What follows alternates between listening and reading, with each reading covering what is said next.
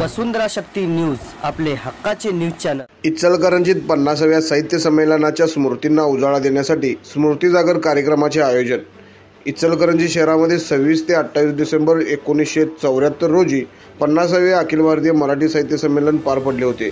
या ऐतिहासिक साहित्य संमेलनाला 26 डिसेंबर 2024 रोजी 50 वर्ष पूर्ण होत असल्याच्या निमित्ताने त्या आठवणींना उजाळा देण्यासाठी स्मृती जागर या विशेष कार्यक्रमाचे आयोजन करण्यात आले आहे। या कार्यक्रमाबाबतची माहिती माजी आमदार प्रकाश आवाडे यांनी पत्रकार परिषदेत दिली। स्मृती जागर कार्यक्रमाचा शुभारंभ 26 डिसेंबर 2024 रोजी होणार असून गोविंदराव हायस्कूल येथून ग्रंथदिंडी निघणार आहे।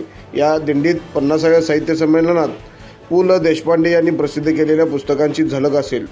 दिंडी गोविंदराव हायस्कूल ते राजवाडा येथील डिकेटीपर्यंत विद्यार्थ्यांच्या सहभागाने जाईल। राजवाड्यात दुग्धपानाने दिंडीचा समारोह होईल। दुपारी दरबार हॉल येथे 50वे साहित्य संमेलन अनुभवलेल्या मान्यवरांच्या आठवणींना उजाळा देण्यासाठी विशेष कार्यक्रम होणार आहे।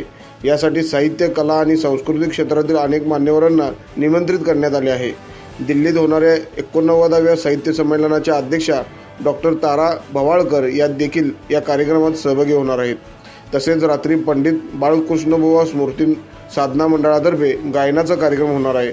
या कार्यक्रमाचे निमंत्रक अशोकराव सौंदतीकर असतील, तर स्मृती जागर या मुख्य कार्यक्रमाचे निमंत्रक आपटे वाचन मंदिर असणार आहे। तर माजी आमदार प्रकाश आवाडे हे या कार्यक्रमाचे स्वागताध्यक्ष असणार असून त्यांच्या नेतृत्वाखाली या सुवर्ण महोत्सवी उपक्रमाचे आयोजन करण्यात आले आहे। या पत्रकार परिषदेत दिलीप शेंडे, प्रसाद कुलकर्णी, डॉक्टर रमेश मर्दा, अशोक केसरकर, ॲडव्होकेट स्वानंद कुलकर्णी, राजन मुठाणे, पाटलोबा पाटील आणि रोहित शिंगे यांच्यासह विविध मान्यवर उपस्थित होते।